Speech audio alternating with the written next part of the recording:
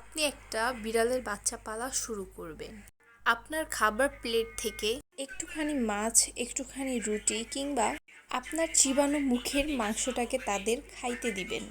সে মজা করে খাবে। আপনি ঘুমাইতে গেলে সে আপনার সাথে ঘুমাবে। বসে থাকলে কোলে এসে বসবে। সপ্তাহে একদিন তাদেরকে আপনি শ্যাম্পু দিয়ে গোসল করাবেন। আপনার পছন্দসই তাদের একটা নাম দিবেন। নাম ধরে ডাকলেই সে দৌড়ে চলে আসবে। অলওয়েজ তার সাথে ছবি তুলবেন, ফেসবুকে পোস্ট করবেন কিংবা স্টোরি দিবেন। মাঝে মাঝে ওরা আপনাকে বিরক্ত করবে, অনেক কিছু ছিঁড়ে ফেলবে বা অনেক কিছু ভেঙে ফেলবে। তখন আপনি রাগের মাথায় তাকে দুটো থাপ্পড় দিবেন, তার সাথে একটু খারাপ আচরণ করবেন।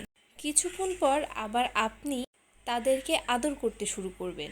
ধীরে ধীরে এই অবলা প্রাণীদের প্রতি আপনার মায়া, মমতা ও ভালোবাসা সৃষ্টি হবে, যে মায়া কোটি টাকাও কেনা যায় না।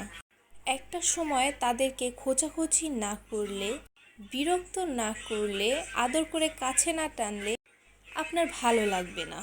তখন দেখবেন আপনি আপনার অবসর সময়গুলো বেশিরভাগই তাদের সাথে কাটিয়ে দিচ্ছেন।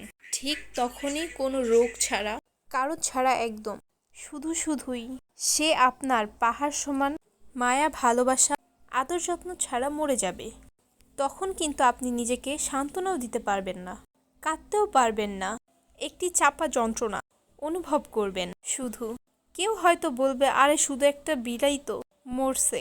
তাদের কথা আপনি মেনে নেন যে হ্যাঁ, ছোট একটা বিড়ালই তো মারা গেছে। কিন্তু ওই ছোট সামান্য বিলাই এর প্রতি স্মৃতি মাখা পাহাড় সমান দীর্ঘদিনের মায়া আপনাকে যন্ত্রণা দিয়ে যাবে বহুদিন, বহু সময়।